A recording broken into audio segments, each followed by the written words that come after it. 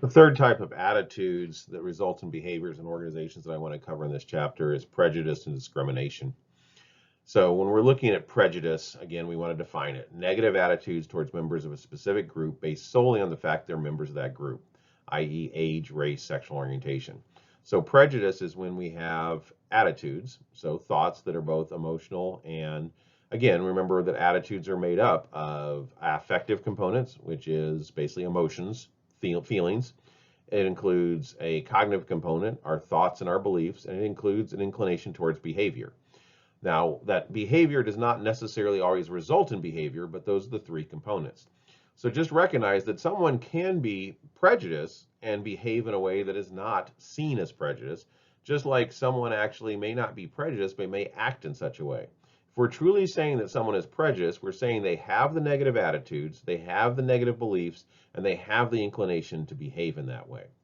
Discrimination is specifically the behavior. So when prejudice becomes behavior, and it is consistent with that prejudicial attitude, it is the act of treating someone negatively because of his or her membership in a specific group. And though there's a lot of legal protections and legal definitions of majority and minority groups in various organizations, most of the laws are actually set up specifically talking about majority versus minority. So from case to case basis, who is the majority and who is the minority legally may shift. And from a legal viewpoint for organizations, prejudice is anyone that has negative attitudes about any specific group simply based on that person's being a part of that group. And discrimination is any behavior that targets any person of that group. Again, broadly speaking, simply because they're a member of that group. So when we look at prejudice versus discrimination, prejudice is the attitude. It's the predictor, if you will. We have the belief. We have a negative stereotype. Group X is lazy. We have an evaluative judgment, negative feelings. I dislike lazy people, and I believe that people from Group X are lazy. And we have a behavioral predisposition, a negative inclination. I'm disinterested in hiring members of Group X because I think Group X people are lazy, and I don't like lazy workers. So that's our prejudicial attitude. Our behavior would be the actual discrimination. I do not hire a member of Group X, even though they are a high quality candidate, simply because of this prejudice. And that's really where the law is focused, is not necessarily on identifying or trying to quantify prejudice, but how do we identify and quantify discrimination, because it is an actual behavior and it is more trackable, if you will, and makes more sense within a legal setting. When we talk about legal implications to organizations, realize that our law system is actually pretty much based on intent and behavior. Intent can be implied, but the behavior is usually what is being actually focused on. And in this case, the behavior is that actual discrimination. So it's just some of the problems with prejudice. Although the American workforce is becoming increasingly diverse, prejudice against various groups still exists, often with serious consequences. Specific problems: prejudice can be a source of serious friction and conflict between groups, including decreased cohesion and worker morale. So if we see that there is a perception of prejudice within an organization, we expect to see a reduction in worker morale. And again, just tying it back to attitudes, that would be a reduction in job satisfaction. We also tend to see reduced cohesion between the various people in the organization. That would likely result in a decrease in organizational commitment. Prejudice can also have adverse effects on the careers of people who are targeted of such attitudes. So obviously, if you are the target of prejudice and discrimination, it can have an effect on the careers. But there's also kind of a co-victimization process, the negative psychological impact suffered by individuals who share the same background as a direct victim. So an individual may not actually even be directly impacted by a discriminatory behavior, but if they perceive that they're in the same group as the person that was targeted, they also may have negative impacts. We've also even found a secondhand effect that when people are aware of discrimination, even if it's not affecting them or a group they belong to, it usually does have a negative impact on their opinions of the company's values and the company's policies. We often see this also in more indirect methods. So example, glass ceilings, a barrier to job advancement caused by prejudicial attitudes. So a lot of organizations have focused very strongly on their hiring practices, both for legal reasons and for value reasons, to make sure that their hiring is effectively in line with the people that are applying for jobs at their organization, which means that most organizations do not have the measurable behaviors of discrimination in their hiring practices. And if they do, they're subject to legal sanction. However, when we look at those same organizations, once people get into the organizations and start to look at the career paths, the promotions, and the job choices that are being made by various groups, we often find that certain minority groups are much less likely to continue to advance to the very top of the organization. And that's what we refer to when we talk about glass ceiling effects. So let's talk a little bit about co-victimization. What is this? This is when something bad happens to someone you care about. How do you feel? So if you've ever had a close friend get in trouble, you kind of have empathy for that person. If you have someone that you know that has been fired recently, especially if you think they were fired with no real just cause. We ever feel guilty just because you are off but your friends are working. All of those are examples of negative things that happen to others. And in this case, if discrimination is targeting someone, we're also likely to have that empathy and experience that negative feelings as well. So targets of prejudice, the targets can be pretty much any majority versus minority group. But broadly speaking, defined by U.S. law, we include age, over 40, physical conditions, height, weight, attractiveness, sex, gender, sexual orientation, ethnicity and national origin, religion, and to some degree even ability. So think about, for example, a major concept of prejudice right now includes both disability, which would fall into this, but also neuronormalcy. In other words, people that think differently but might still be able to function. So an organization is not necessarily being encouraged legally, and in fact the laws are set up very clearly to say that if there is a true occupational requirement that requires a particular set of skills, and people in a minority group do not have those skills, you're not necessarily needing to hire them. What it does say, however, is that if you have a pool of applicants that meet the job requirements, that you need to make sure that you're not actually falling prey to discrimination. So does it still exist? Does prejudice and discrimination exist?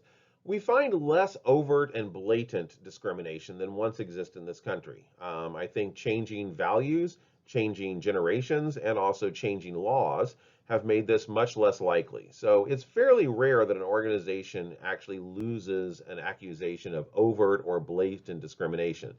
Part of this is also it's hard to prove legally because you have to prove that it was truly intentional. And that usually requires some form of internal memo or recording that shows that top decision makers were aware that their decisions were adversely affecting a protected group. However, there is still a fair amount of covert and subtle forms of prejudice and discrimination. And that's where we're still working in a lot of organizations. That's probably why we see these glass ceiling effects. Again, they are less common than they once were, but they're still definitely there. And honestly, this is also where it's probably worth talking at least briefly about the idea of perception equals reality. That doesn't necessarily mean that someone has to be objectively targeted with discrimination, but if they perceive that they're being targeted by discrimination, most of the negative effects we've already talked about are found, including those secondhand effects. So it is important for organizations to think about this and to think about these attitudes and make sure that their systems, their decision-making systems, their promotion systems, and to some degree even their disciplinary systems have been carefully examined to try to remove prejudice, bias, and discrimination.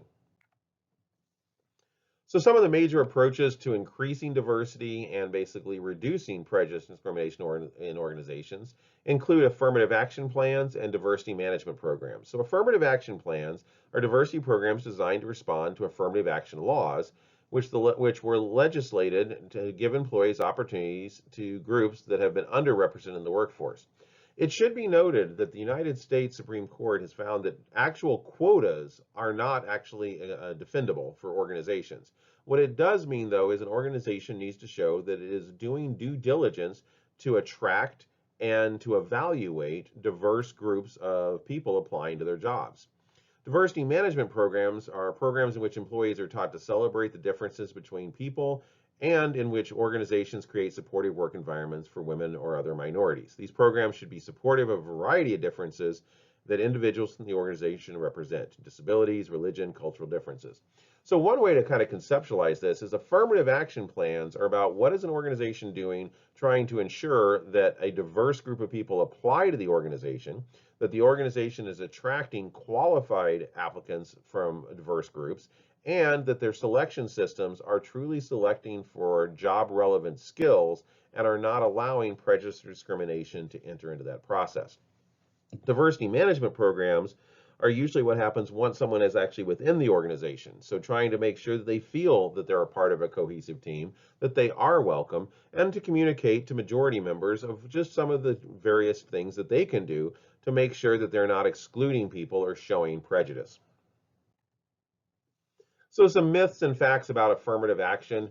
And I will note that affirmative action covers a large variety of different programs, not only in the private organizations, but also public organizations and educational systems. And there are differences. There are some affirmative action plans that are different than others. But generally speaking, some of the myths. Affirmative action has not led to an increased representation of women and minority in the workplace. So one of the myths is that affirmative action hasn't worked. Actually, the gains have been substantial. Affirmative action programs have helped approximately 5 million minority group members and almost 6 million white and majority women into higher positions within organizations. Affirmative action plans reduce the self-esteem of women and racial minorities. So one of the myths is that people are aware the only reason they're getting in is because of an affirmative action plan. The actual opposite is true. By providing women and minority group members opportunity to succeed, their self-esteem actually tends to increase. Affirmative actions will cause white workers to lose their job. Another myth. Even if every unemployed African American worker was replaced by a white worker, hardly any whites would be affected at all. Now, this is a bit of a statistical argument, but generally speaking, we do find that as we increase diversity, what's usually happening is we're increasing it at the hiring level. And typically, what we're moving towards is a more representational hiring that represents the actual population at large. So we really don't see this kind of reaction that's mentioned here.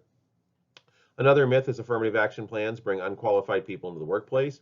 Again, affirmative action plans specify that only qualified women and minority groups may be hired. Organizations that just start hiring people based on their group membership are just as likely to be challenged in the courts as ones that don't have an affirmative action plan. The vast majority of affirmative action programs are just basically about attraction and checking to make sure that only work required skills are being measured for. Another myth is the public no longer supports affirmative action programs. This is overstated. Approximately 80% of Americans currently believe that some form of affirmative action is a good idea. And where this myth often comes from is the very worst or the very most egregious of the affirmative action plans are sometimes presented to people in polls, and they're asked if they agree with those plans. But those plans are not representational of the vast majority of affirmative action plans out there. And finally, although affirmative action programs may have been useful in the 1960s and 70s, they're less beneficial today. The playing field is still far left from level. For every dollar earned by men, women earn 74 cents, African Americans earn 63 cents, and Hispanic women only earn 57 cents.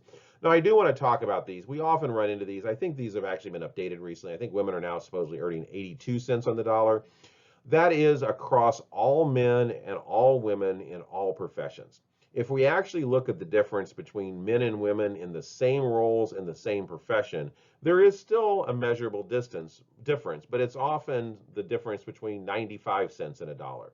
Similarly, when we look at African Americans and Hispanic Americans, we also find that these numbers, if we actually adjust for the same industry, is often either non-existent or in some cases may actually be reversed. That African Americans, for instance, in academia sometimes earn more than their majority members. But that's, again, a very specific area when we're comparing job to job, organization to organization. Across the United States, across all workers, we do find these numbers. And that also is problematic, and we want to look at all of the potential causes.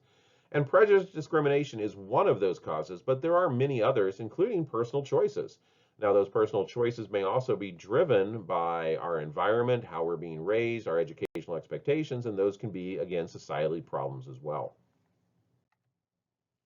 So let's talk a little bit more about diversity management programs. Basically, there's two broad types: awareness-based diversity training and skill-based diversity training. So awareness-based diversity training is a type of diversity management program designed to make people more aware of diversity issues in the workplace and to get them to recognize the underlying assumptions they make about people. So recognizing stereotypes. And sometimes it's just recognizing that the way we talk and the way we were raised and the phrases we use sometimes have negative consequences that we're not even aware of. So that's a lot about awareness-based diversity training. Skill-based diversity training is approach to diversity management that goes beyond awareness and starts actually developing people's skills with respect to managing diversity, how we deal with those stereotypes. And that's the overarching finding of research looking at diversity management programs. If you are simply promoting diversity as a numbers game, you actually usually don't find a lot of positive outcomes. If you're properly managing diversity, and what I mean by that is not just increasing the diversity of your workforce, but also actively working to engage that workforce across groups, to involve teams in working together and having shared common goals in the organization, that's when we start to see actually true outcomes that are better with a diverse workforce compared to a non-diverse workforce. So you have to manage that diversity. So again, just kind of breaking it down, diversity management programs, awareness-based programs, and skill-based programs both basically increase the knowledge, awareness, and sensitivity of others. It challenges our existing assumptions, and its aim is to eliminate our use of stereotypes. And there's been a lot of research that shows that this can be fairly effective. That doesn't necessarily mean we've completely destroyed the stereotype, but we've made people aware of them, and we've given them the tools to think about how they might be falling back on stereotypes and how to avoid doing that, especially when they have time to think things through. Stereotypes are basically how we function. They're a part of how we look at the world. So if we don't have a lot of time, if we're stressed, if we're having to make a quick decision, we're more likely to be affected by our own stereotypes. However, if we've gone through kind of awareness-based diversity training, there's a very good chance that we're aware of those stereotypes, and we can put some resources, given time and lack of stress, into making sure we don't fall prey to those stereotypes.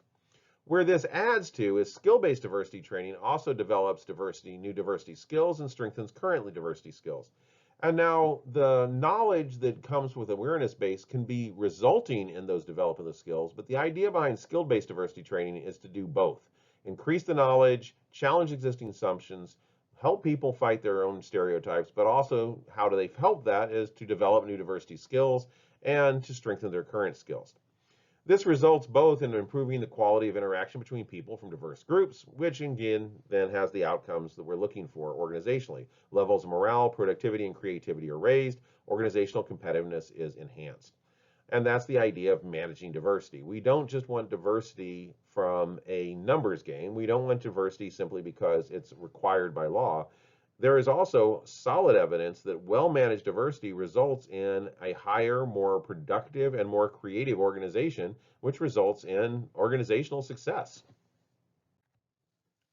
So when does an organization need diversity training? Some of the symptoms to look for that could identify that an organization may need this: complaints are being made about insensitive comments and jokes, inability to retain members of a diverse group. In other words, they're being hired, but they often aren't retained and leave. Open conflicts between people from differing groups, and a lack of diversity through the levels of the organization. All of those may be examples of red flags, if you will, about an organization that needs to start to divert itself to a diversity program, including diversity training. So there are potential pitfalls in doing diversity training. And again, our media loves to find extreme examples. So I can find both extreme examples of very successful diversity training, and it's not hard to Google search and find examples of outrage about what is considered to be negative diversity training. So some of the things to think about of not necessarily just avoiding press, but also how do you make your diversity training programs the most successful they can be, is to think about following these. So first, managers should not treat someone as special because he or she is a member of a certain group. In other words, the goal of diversity training is not to take various minority groups and put them above others. It's to bring everyone to the same level. Managing diversity requires total managerial support. So the leaders need to be on board, from those doing the day-to-day interactions all the way up to the leadership. It needs to be a cultural wide value that's found in the organization. Diversity training should not be a one and done deal. It should be a commitment. It should be a part of the organization's goals, and it should be a continuing process from year to year, checking in and making sure that the organization is living up to its expectations. And diversity of initiatives should be included in the goals and strategies of the organization itself. So all of that is kind of bundled into the idea of how do you properly manage diversity training. It's not about the training itself, it's about creating a culture that is accepting of differences, of different groups, and maximizes those differences to become a more creative, more innovative organization. So ensuring success in organizations, actively pursue the very best people, but also make sure that you're going through a process of actively encouraging people from all groups to apply. Make sure that the people that are accepted and fit in. So again, once people are brought into the organization, it's not enough just to find diverse people. It's also making sure that the organization is welcoming to those people, that they feel basically high commitment to the organization. And to do that, we need to educate everyone of the expectations of how to behave in a diverse group. Individuals need to assess how they're doing, but also the organization itself needs to assess how it's doing. And again, plan for the future. As the company grows, this will become a continuing issue and something that needs to be continuously managed. So hopefully this overall arc of talking about attitudes in general, then job satisfaction, then commitment, and then prejudice, and how all three of those can be resulting in behaviors, the models that predict that behavior, and the positive and negative outcomes of managing all three successfully have helped you understand this a little bit better of how we actually bring concepts of attitudes and predicting behavior into organizations in a way that's actually successful. One of the advantages of this, and one of the reasons I enjoy this field myself, is there are a lot of reasons for an organization to do this. They can do it because the society expects it of them. They can do it because the society legally requires of them. But one of the most reassuring findings from all of the research is that if you do focus on a diverse workforce, a committed workforce, and a satisfied workforce, all three of those result in organizational success. Organizations that are more successful, make more money, are more profitable, are ones that do these three things. So there's a bottom line monetary reason that organizations should put time and effort into achieving these. So thank you very much for listening to Module 6. As always, if you have any questions, feel free to reach out. I would suggest again that questions should be shared on the Canvas discussion board first. I'll be checking that daily, and I'll definitely send any answers there. But also, if you have specific questions you don't want to share with the class, feel free to email me.